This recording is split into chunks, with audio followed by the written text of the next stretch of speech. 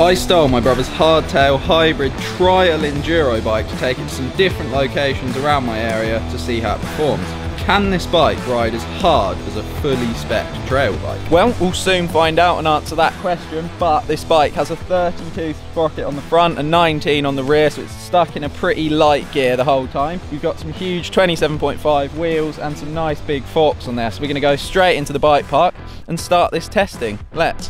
I've put together a series of tests to work out if this bike is the dream all-rounder for this sort of riding. And the first test is to ride some trails.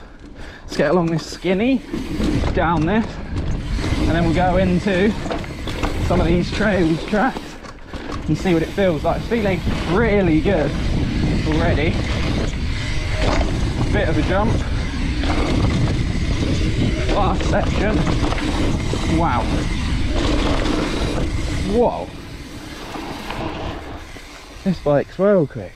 Right, the bike feels really good on trails, super manoeuvrable. We're just doing a mini hill climb test now, something I hate, despite the rate of my breathing. Actually wasn't that bad. I think I'm lying. Oh. Let's rank this bike in the trails category with 4 different sections. The first one, manoeuvrability, 9 out of 10, definitely. This thing can adjust track real quick, moves really nice, you can get it into position where you want it. The only reason I won't give it a 10 is simply because I don't know what the best bike is to go down a trail. Speed, definitely 10 out of 10. This bike's really fast thanks to hardtail, just flows super nice. You can keep your speed, pick up speed again with ease. The next section, flow, I'm going to give it 6 out of 10 for that, simply because sometimes it is nice to have all-round suspension to pump through berms. You know, sometimes it's better to just push out of stuff, roll over things without them bumps. The next and final category is one I'm going to call soak, which is basically how well the bike soaks up the bumps and the tracks. I'm going to give it a 5 out of 10. The front suspension is pretty soft, but obviously without rear suspension it's not going to be as nice as it would be on a full sus. Let's go to the next section. With the trail test done, I thought what better track to come to than the 4-cross track, since this bike is actually a 4-cross bike. It's meant to be 26-inch wheels, but we've put 27s on, and we're going to see how well it flows down a full-on 4-cross track. So let's get up the top and test it out. Okay, let's try this 4-cross.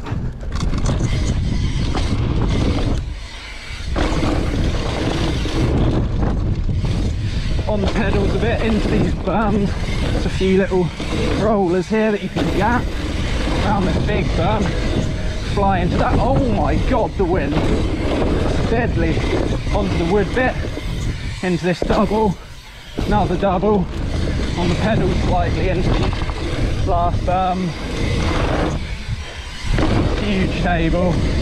Well good. What a track.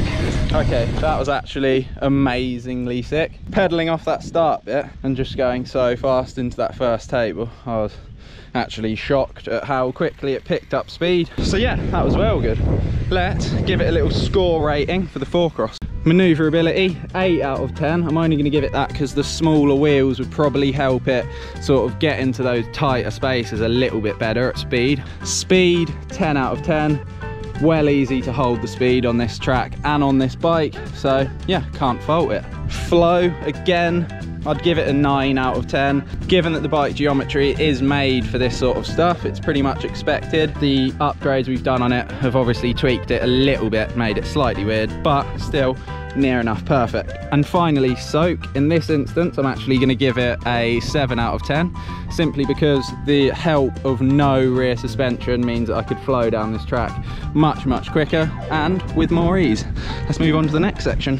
Right, the next section I had in mind was dirt jumps, since this bike is also meant to be good at it. But due to this wind that I felt on that 4-cross track, I'm not actually going to ride these gap jumps here. But don't fear, because Louis Pilgrim's here. There's some jumps in one of the tracks in these redwoods, and there's also some jumps on quite a lot of the tracks in the blackwood, so we're going to give that an attempt there. We kind of covered jumps after that 4-cross track, but just want to get a bit more of a jumpy line, see how it impacts the performance of this bike. And it's boiling, so I need to take this hoodie off.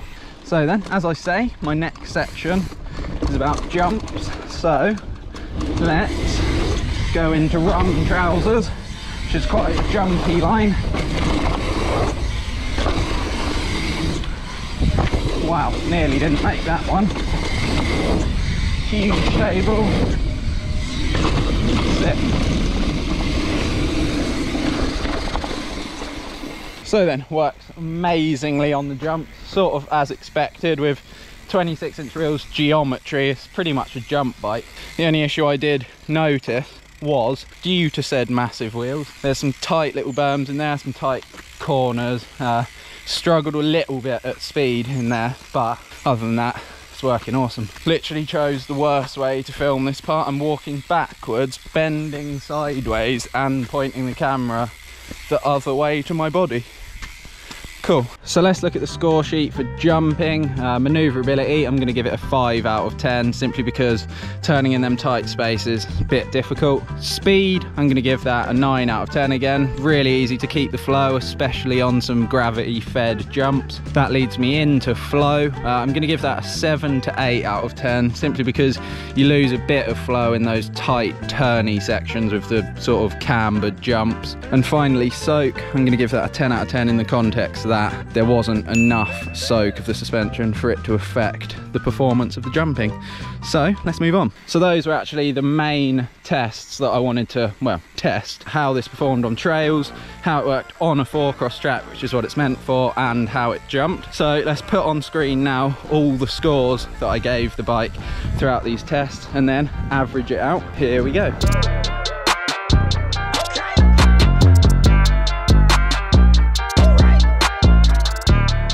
So then here's the overall score that I gave the bike. You can be the judge of whether you agree with that or not. But now that we've finished with that testing, let's just smash some laps down all these tracks and see how fun it is. All right, following Charlie into a line. We've both got a skinny, nicely done. And then into Tokes. Oh, this is that sick line from earlier. Steaming down. Oh, this is a new line. Oh, loose. Wow. Oh, good? Yeah. Nice.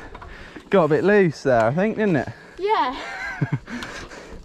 Check that was on. Yeah, luckily. Gonna drop into, what's this, Growler with Charlie. You're leading on then, yeah? Yep. Get it.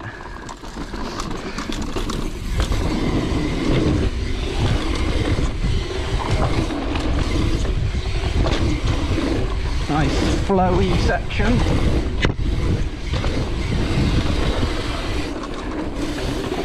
Into some rocks. Wow.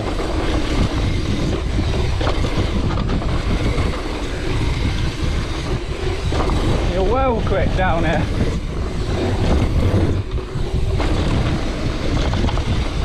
That's it. Yeah. Nice one. Alfie. Stanley. Cool. Oh, Alfie, Stanley. Oh, come on. I'll do it anyway. That sounds deadly. All right, punch a lap. Let's do it quick then. Yeah. Go, go, go, go, go. Go. Send. I'm doing that one. Go. Quick. Quickly.